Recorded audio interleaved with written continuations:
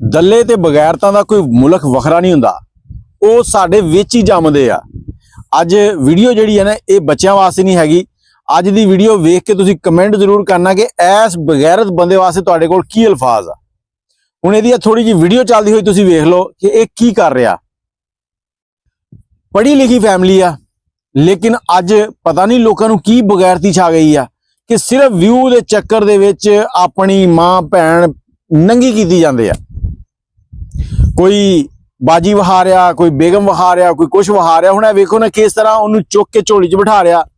अच्छा, सब तो घटिया गल जिहड़ी है ना इन्हां चगलां दी जिहड़ी नज़र आंदी आ वो यही हुंदी आ कि अपने बच्चों की शर्म भी नहीं करते।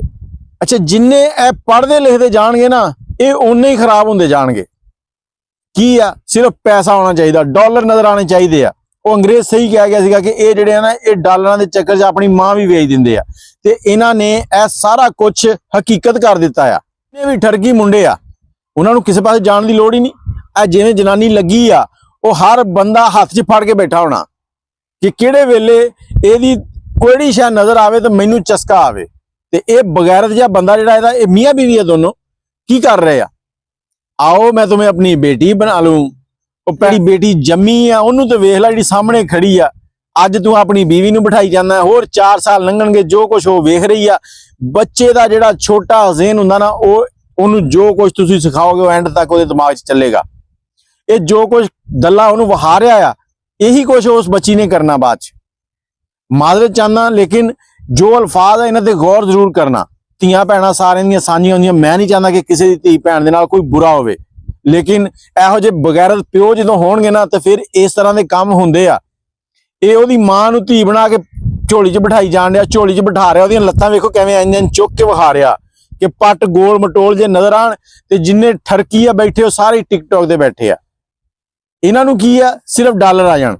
ओ यार तुहानूं जदों ये बाहर लोग नज़र आंदे आ ना इन्हां नूं 2-4 गल्लां सुना दिया करो। जिन्नियां गल्लां एक पार्टी जिहड़ी है ना साडे कुछ इदारियां नूं सुणांदी आ, इन्नियां गल्लां तुसीं भी इन्हां नूं सुणा दिया करो ताकि इन्हां बगैरतां नूं मूंह छुपाउण दी जगह ना लभे, ये घरों ना निकल सकण। इन्हां दे रिश्तेदार भी बगैरत होए आ, कोई इन्हां नूं कहंदा ही नहींगा कि तुसीं आ की करी जांदे आ। हुण मैं माजरत दे नाल कहना चाहना कि जिहड़ी बच्ची 2 साल दी ओहदे सामने बैठी वेख रही आ कि प्यो दे सामने की कर रहा, ਉਹਦੀ ਮਾਂ ਨੂੰ ਚੁੱਕ ਕੇ ਝੋਲੀਆਂ 'ਚ ਬਿਠਾ ਰਿਹਾ, ਉਹਦੇ ਵਾਸਤੇ ਤੇ ਇਹ ਰੌਲਾ ਹੀ ਕੋਈ ਨਹੀਂ, ਉਹਨੂੰ ਤੇ ਮਸਲਾ ਹੀ ਕੋਈ ਨਹੀਂਗਾ। ਉਹਨੇ ਜਦੋਂ ਥੋੜੀ ਜਿਹੀ ਜਵਾਨ ਹੋਣਾ ਉਹਨੇ ਕਿਸੇ ਹੋਰ ਦੀ ਝੋਲੀ 'ਚ ਜਾ ਬਹਿਣਾ। ਫਿਰ ਇਹ ਕੁੱਤੇ ਕਹਿੰਦੇ ਆ ਵੀ ਸਾਡੇ ਨਾਲ ਜ਼ਿਆਦਤੀ ਹੋ ਗਈ, ਸਾਡਾ ਇਹ ਰੌਲਾ ਹੋ ਗਿਆ, ਸਾਡੀ ਇੱਜ਼ਤ ਲੁੱਟੀ ਗਈ। ਜਦੋਂ ਇਹ ਲੋਕਾਂ ਨੂੰ ਦਰਸ ਦੇ ਰਹੇ ਆ ਕਿ ਲੋਕਾਂ ਦੇ ਬੱਚੇ ਵੇਖਦੇ ਆ ਟਿਕਟੌਕ ਦੇ ਉੱਤੇ ਕੀ ਕਮਿਊਨਿਟੀ ਉਹਦੀ ਕੋਈ ਹੈ ਹੀ ਨਹੀਂ ਸੈਟਅਪ ਕਿ ਉਹਨੂੰ ਅੱਛੇ ਤਰੀਕੇ ਨਾਲ ਇਸਤੇਮਾਲ ਕਰ ਸਕੀਏ ਕਿ ਬੱਚਿਆਂ ਦੇ ਹੱਥ ਜਾਵੇ ਤੇ ਗੰਦੀਆਂ ਵੀਡੀਓ ਨਾ ਆਣ। ਟਿਕਟੌਕ ਨੇ ਪੂਰਾ ਸਿਸਟਮ ਰੱਖਿਆ ਆ ਕਿ ਤੁਸੀਂ ਅੰਦਰੋਂ ਅੰਡਰ 18 ਜਿਹੜਾ ऑन कर दियो, लेकिन ये दल्ले जेडे सिर्फ ना व्यूज के चक्कर अंडर 18 ऑन ही नहीं करते।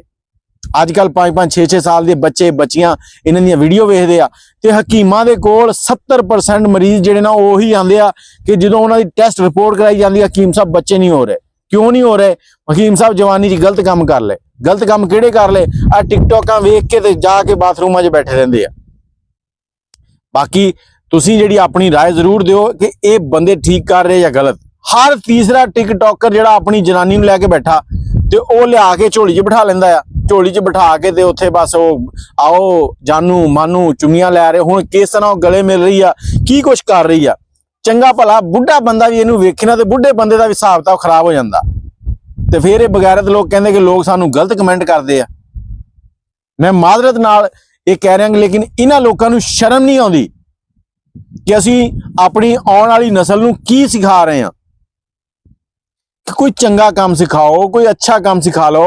साढ़े टिकटॉक के उत्ते 2-3 ऐसिया फैमिलियां विलॉग करदियां कि उन्होंने विलॉग वेख के बच्चे बहुत कुछ सीखते आ, लेकिन वो 2-3 इन्हां हज़ारां दे सामने बिल्कुल मांद पड़ जांदियां।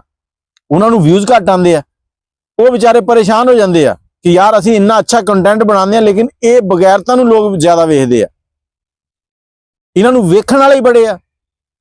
बाकी मेरा इन्हां दे नाल कोई जाती रंजिश नहीं हैगी। मेरा सिर्फ वीडियो बनाने का मकसद यह कि इन्हां बगैरतां तक ये वीडियो पहुँच जाए, इन्हां नूं कोई शर्म आ जाए।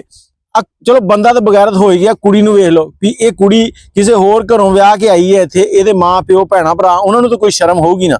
वो भी नहीं फोन करके कहंदे कि यार धीए तू की करी जानी, साडे सिर च खे पाई जांदी है। ਇੱਕ ਟਾਈਮ ਹੁੰਦਾ ਸੀਗਾ ਜਦੋਂ ਪਿੰਡਾਂ ਥਾਵਾਂ ਦੇ ਵਿੱਚ ਇਹ ਮੋਬਾਈਲ ਦਾ ਜ਼ਮਾਨਾ ਹੈ ਨਹੀਂ ਸੀਗਾ, ਲੋਕ ਬੜੇ ਸ਼ਰਮੋ ਹਯਾ ਇਹਤਰਾਮ ਨਾਲ ਬੋਲਦੇ ਸੀਗੇ ਤੇ ਬੱਚੇ ਵੀ ਸੁਲਝੇ ਹੋਏ ਪੈਦਾ ਹੁੰਦੇ ਸੀਗੇ। ਬੱਚੇ ਜਿਹੜੇ ਸੀ ਨਾ ਉਹ ਆਪਣੇ ਵੱਡਿਆਂ ਦਾ ਅਦਬ ਕਰਦੇ ਸੀਗੇ। ਤੇ ਹੁਣ ਇੱਕ ਵੀਡੀਓ ਮੈਂ ਕੱਲ ਵੇਖੀ, ਉਹ ਬੱਚਾ ਕਹਿ ਰਿਹਾ कि मम्मा पापा को मूड में नहीं आने दो, मैं अपनी प्रॉपर्टी नहीं बांटूंगा। 6-7 साल का बच्चा है, गल्लां कर रहा, क्यों कर रहा? इहो जे दलियां दी वजह नाल।